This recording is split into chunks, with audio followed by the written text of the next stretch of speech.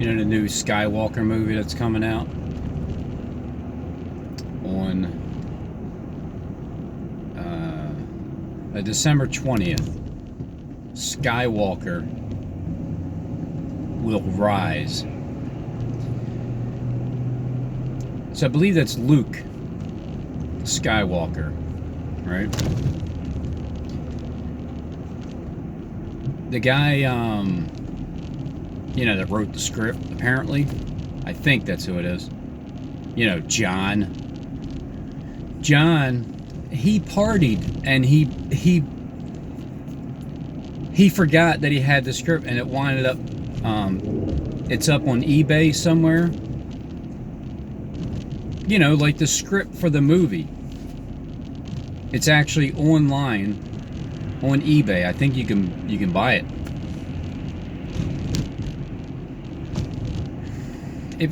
When I seen it, I'm like, man, it just sounds and looks familiar, like the script. John, the one that wrote it, he was partying, and he kind of forgot and left it aside, and I guess somebody took it and scanned it and then put it up on eBay to sell it. Oh man, that's crazy. I wonder how much money you can get for basically selling the script for the Skywalker movie, because Skywalker's going to rise up on 12/20/19. I didn't check. I should have checked before I got on here, but I'm gonna check when I get off to see how much they're selling the script for, because that would be pretty cool to, like, you do this, you buy the script, and then you take a couple people out to the movies, and then you keep telling them what's going to happen, right? Like, watch what happens now. I bet you I can tell that, see what's going to happen is, and then it happens, and then they look at you like, wow, how did you know? It's just a good, because I could tell. But man,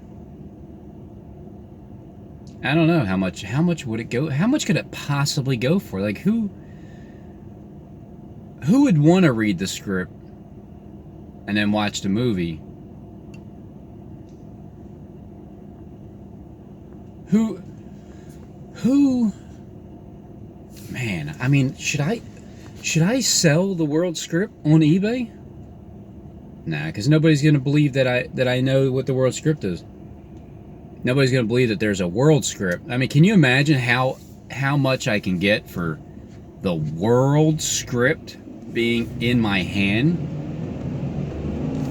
I don't think if Johnny left the world script on a table somewhere, like being part of the inside writing the script, I don't think that would be kosher. Not that Johnny actually really did leave the script anywhere and partied and forgot about it. Johnny Boyaka or something. Not that that's even a true story, but it's a story. It's a story. And the world script wouldn't be left anywhere like that, because if somebody did leave the world script and it got into somebody else's hands, I think at that time, because all the government insiders, it's different when you're from the inside and you're like snooping around, or you lose stuff like the world script that you have in your hand, other people get their hands on it. I think you'll suffer more of a consequence than just a joke like, they left the Skywalker script on a table somewhere. But I think the world script is worth, I don't know, it's so valuable to have that it's priceless. There is no price that you can put on the world script. It's not for sale anyway. Like, Here's what I did. I stole the world script, and there's nothing that the elite can do about it. As me being the thief, you can't do anything about it. You can only do something about it if there's somebody from the inside steals the world script and then starts handing it out to people. It's different then. Me, on the outside, I just went through your security breach. All I did was I started punching through the wall in the area where I seen the script through the wall, X-ray vision. And you can see right through it because when you use your pineal gland, you can see through walls. You can listen behind doors. You can see what thou dost do in the dark. And who can see you? So I got the world script in my hand, and I am not selling it on eBay because I'm giving it out for free on YouTube. And then you can take the world script and you can do what you want with it. You know what makes me sick is this. I'm watching a football game yesterday, and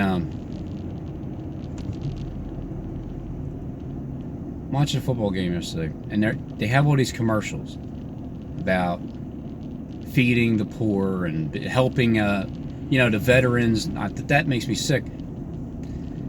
Helping the veteran, and ever since, it's like showing World War veterans, Vietnam veterans, ever since they got it, and then they're homeless because it. Oh man! And then you have like you'll have like a Kanye West or something, or a Dak Prescott getting up there and the foot, like, who owns all the money in the world? I'm sure there's some, athletes that surely do care about humanity. I mean, it's not that I'm sure there is, because human nature, not every person can be disgustingly evil and just give two shits about nobody. Human nature, it's in your nature to do it, but when people get really greedy and full of themselves, they'll say things like helping others, and they're not going to. So, and then if you have $10 gazillion and you donate $1 million and you think that's good enough, well, it's not. It's not good enough, because you already have gazillions of dollars, and what the heck? Well, what does that do? I mean, it helps, but here's what makes me sick. The elite are the ones that hire these football players and basketball players and hand them millions and millions of endless dollars. Just endless. For the generation after generation, their families are perfectly fine. They're going to do very well in their entire life. They're never going to have a bad day. They're just not going to they're not going to know what it's like to stress about eating or paying your bills or finding work somewhere that we have to work because we're forced to. They don't have to worry about that kind of stuff, right? So the elite are the ones that brought up this game of like football and started putting price tags on human beings. Then you get advanced to today, and they're the ones creating these commercials to feed the homeless and the poor and all those good things that they're showing you, right? Which is great. It's great to do that. However, my problem is this. You guys are the ones that created all of this division and hunger. You guys are the ones it's because of you that these people are homeless. It's because of you that we even went to war, because you're battling with yourself. Why do you have to fight somebody when you finally recognize you're your own worst enemy? Who are you fighting? You're fighting demons in your head, and then making it seem like you got to go to war. And then these innocent people, they go to war and they wind up becoming murderers because they're literally murdering people. It's not that they wanted to, it's just that they were forced into it. And then you got a gun in your hand, and then there's an enemy over there that they tell you is your enemy, and he has a gun, and they told him that you're his enemy. But if you put the guns down, what would you have to fight about? I don't even care if you don't even speak the same damn language. Eventually, if you sit in the same room, you'll feel each other's energy, and you'll figure out how to talk to each other. It's just the way it is. It's human nature. You know, like that guy that came up to me at work, and he was Spanish, didn't speak a lick of English. An older guy, like 60 probably, asking me for metal meaning like a tape measure. You know, it's why the hands are there. You can do some sign language, and you kind of figure things out. But if you're like this with sign language, well then yeah, you're not gonna feel too comfortable. The energy's gonna be negative. So they create all the problems. Not that people didn't know that. I'm just telling you what makes me sick. The hypocrisy of it. Like, you created the damn problem, and then you're gonna make a commercial to pretend that you give a shit when I have a solution for the entire world hunger problem. Stop selling us everything. Stop selling us, and we'll stop buying. How about if you just give everything away that's for free? Why don't you just do that? Why do we need to even do this anymore? Like, how are cars made? By robots, right? Basically, you can pretty much, an entire car gets built by a robot. You'll have a few hands in there to kind of assemble things together, right? When the land is free and at rest, don't you think people still are going to want to have things to do? But for the most part, robots have already been created because human beings have been slaves from the beginning, and we've built everything. The entire world is built. Well, I mean, with houses, you can't have a robot build a house. But again, I can't wait. Like, I'm gonna wait, but I can't wait to get my house built. My house. The one that I finally get to build on planet Earth. After heaven comes down here. And it's not some fantasy land world. It truly is this. 144 are waking up. And the people that need to make the right decisions in high places are there, in place already. It's God's will that it happen. Remember who Paul was. Paul was looking to murder Christians, you know, spiritually, of course. And then he wound up becoming one. He met Christ after the resurrection. See, I had it confused before. At one point I thought Paul was there at the crucifixion. He wasn't. John was there at the crucifixion.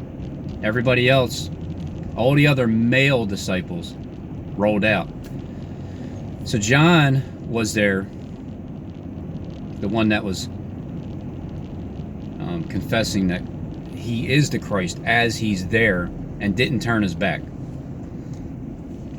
Paul wasn't there, but Paul met him afterwards, because Christ said, what do you persecute me for, Paul? And I think he had like some blindness for 3 days, right?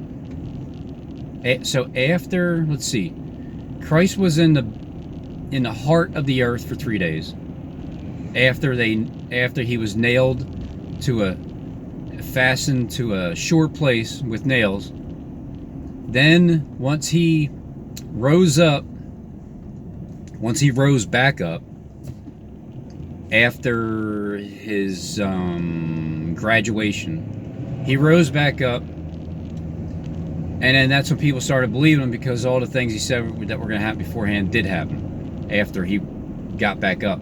And then he seen Paul, because Paul was on his way to Damascus, over in Syria, right? Paul was getting ready to go to Syria.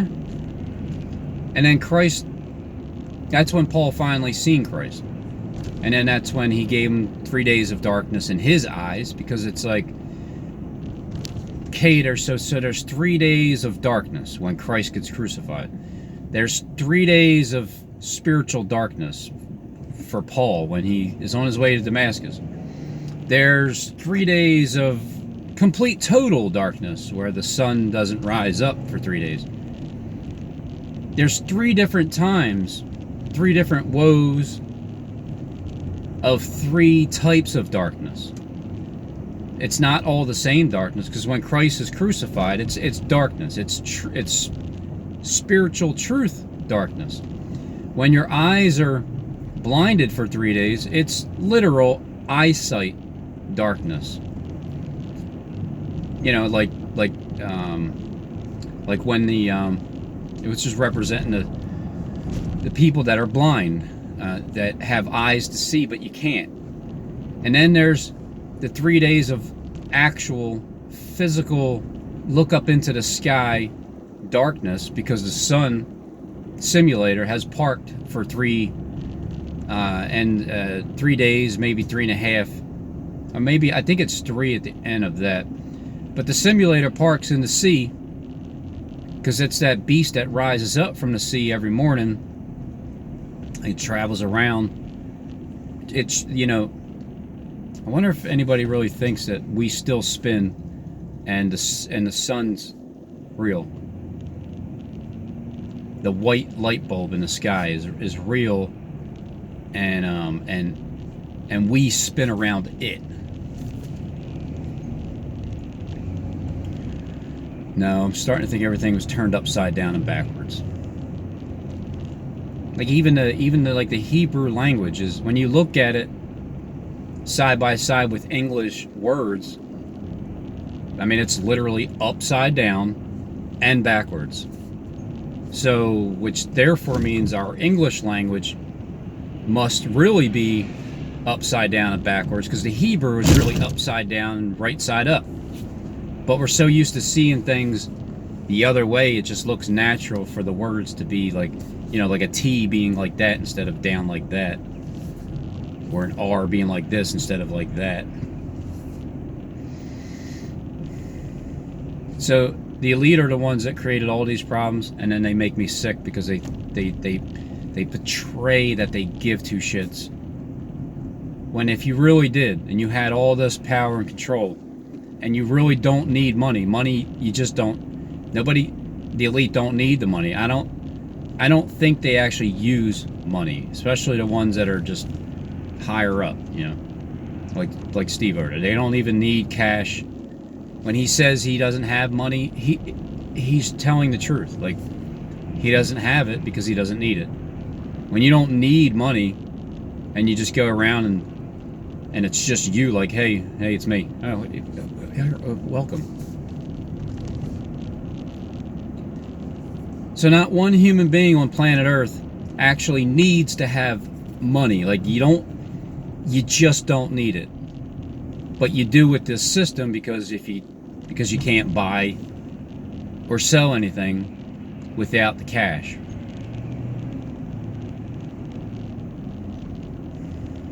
Oh, and by the way, since the Cowboys lost, which now they're 6-6, so the Eagles are going to win, so they'll be 6-6. That way, the division in the east side of the NFL standard, the standings, I mean, it's going to be the Cowboys are going to be 6-6 and the Eagles are going to be 6-6. So both together, the Eagles and the Cowboys are going to be 6-6 and 6-6.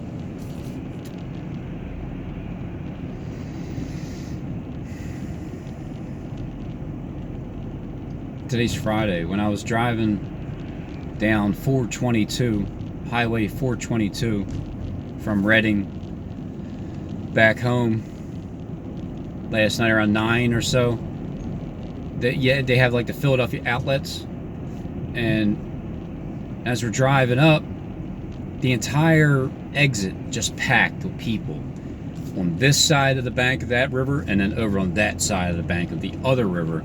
And it's like both ends are just completely jam-packed.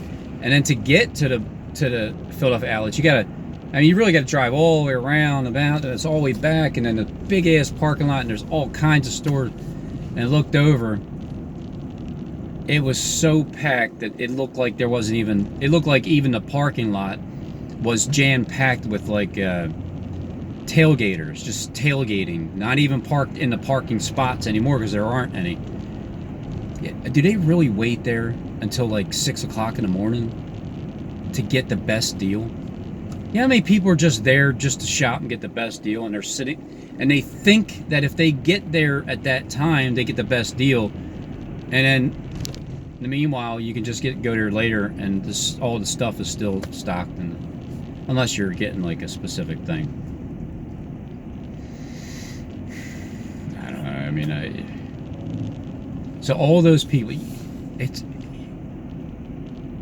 do you see how easily human beings can be programmed? They're programmed to think they get a better deal, so everybody just piles up in one area. Well, not just one area, but all throughout, America. There's people waiting in line for these things. Can you imagine if let's say this. Can you imagine when things are actually free? At first, it's going to be like that. They're going to think like, oh, this is not going to last. This is too good to be true. Am I in heaven? You know, many people are not going to realize that, and then after some time, everybody will settle down, because that is the same as the nature of Seven, my cat, the one that was born on. They were born on right around May 1st this year, because May 22nd was the first time that we realized that we had cats under the because my wife took a video of the black one and the orange one. The first time I realized we had cats under our shed. So this cat they all lived outside. I was kind of just letting them live by nature.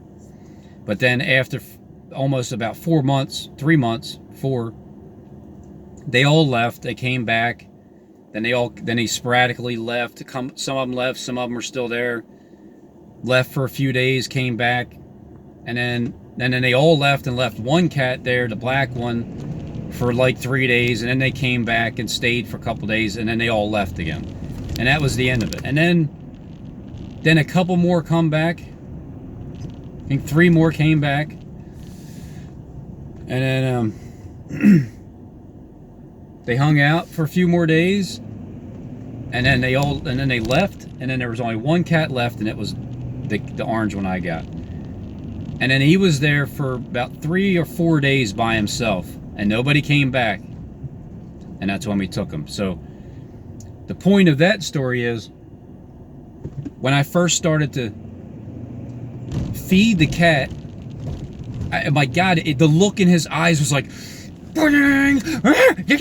because he thought that he was never going to get the food again, because this is a wild cat animal that lived out in the wilderness for 4 months, and was, we fed them while they were here, but they went off for a few days. So, and numerous amount of times we'd find dead birds in our yard. Like the mom would go catch the bird and put it there for them to eat, and then I seen one time the cat had a squirrel in his mouth. The kitten had a squirrel in his, and the look in his eyes, like, he's freaking hungry, man.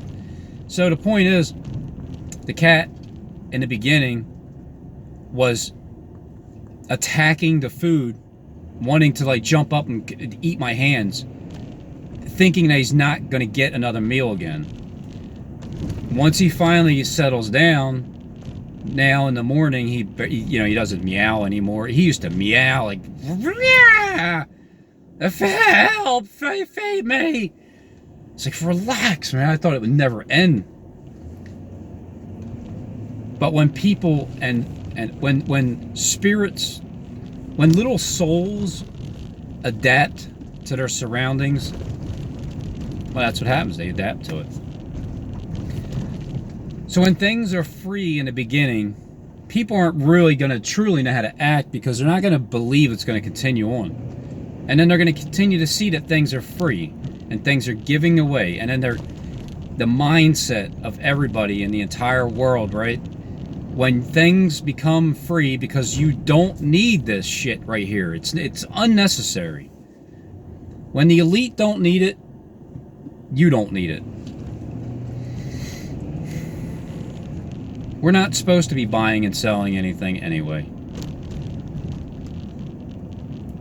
So there will come a time where there's a major adaption.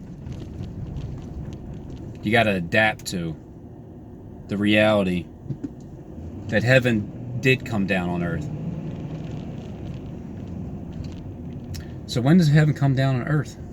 Well, you can start by letting it come into your brain first. And the way you do that is, you know, all those thoughts you have, you know, the ones that bother you, you know, the ones that repeat in your head, you know, the ones that, you know, when you hear a song it repeats in your head, you know, the thoughts that are like stuttering thoughts, like, you know, the ones where if you really sit there and meditate on where your thoughts come from, you'll recognize that there's some of them that they'll repeat, the thought will repeat itself, but it will be interrupted, and it's like a stuttering spirit. It stutters, it repeats, it stutters, it repeats. When you recognize this, you literally take your own still voice. Well, no, you actually take your own voice, the one that's right in your head, the one that it's right there, the one that if you talk, it's right there. If you think, split secondly, it can roll off your tongue, but you keep it in your head, and you just you flip the table over. All right, you flip the table over. These are little demonic types of spirits that, you know, they're boys. They have boys. They have family members. They invite everybody in, and they all just sit around and just cause chaos, and they don't shut up, and they'll try to just irritate you. So when you finally get this understanding of where your thoughts actually come from, you can literally flip over the table, right? As you are envisioning yourself stepping into your own home, fed up. You're tired of hearing these clowns talking all the time and betting over you, exchanging money to one to another. Flip the damn table over and get them out of there. When you do that, they get out of there. Because they know your voice. They know once you finally get it, it's so much harder for them to stay still inside of your temple, because you're there flipping tables left and right until there's no more there to bother you. So when you do that time after time again, when you go and do things that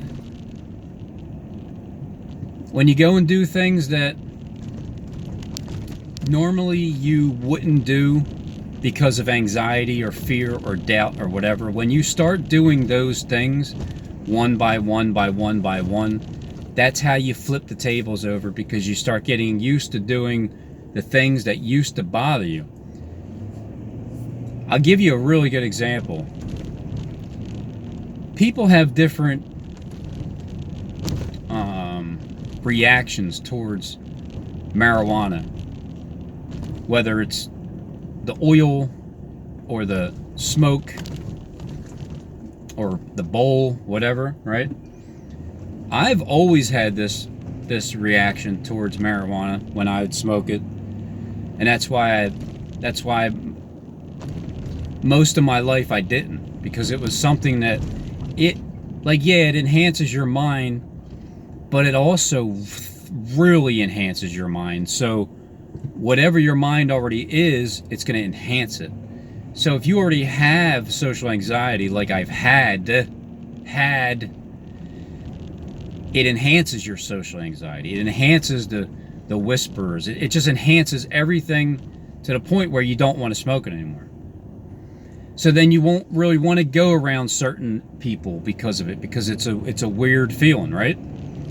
But then once you start to purposely smoke it and purposely go to a specific place to cast out a demon, and then to specifically go and talk to these people over to cast demons out, that's what you're literally doing. And I'm not saying you have to smoke weed at all. I'm just saying, I'm giving you a really good example because it's something that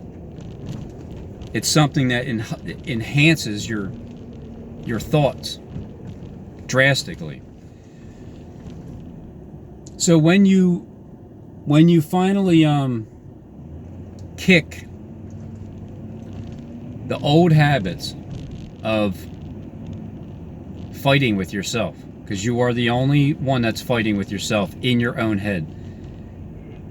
9 times out of 10, the majority of the people in the world, they're like battling with their own demons as well, when you think that they might be like judging you or something. Because this was my main problem.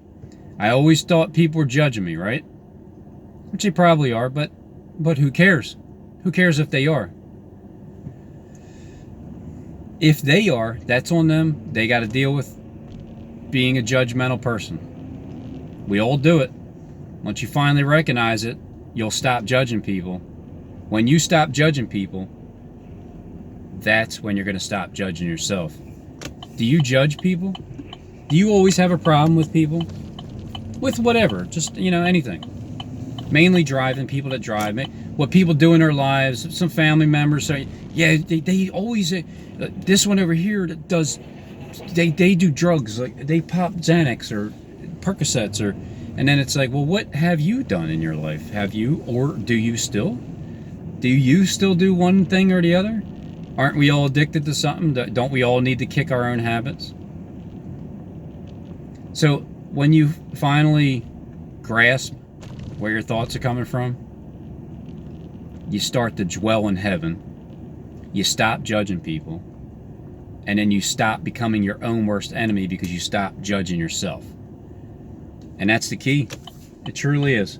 If you keep judging people, you're going to constantly be like an irritated person because you're going to be judging yourself. You're going to be your own worst enemy. When you finally stop, you'll realize,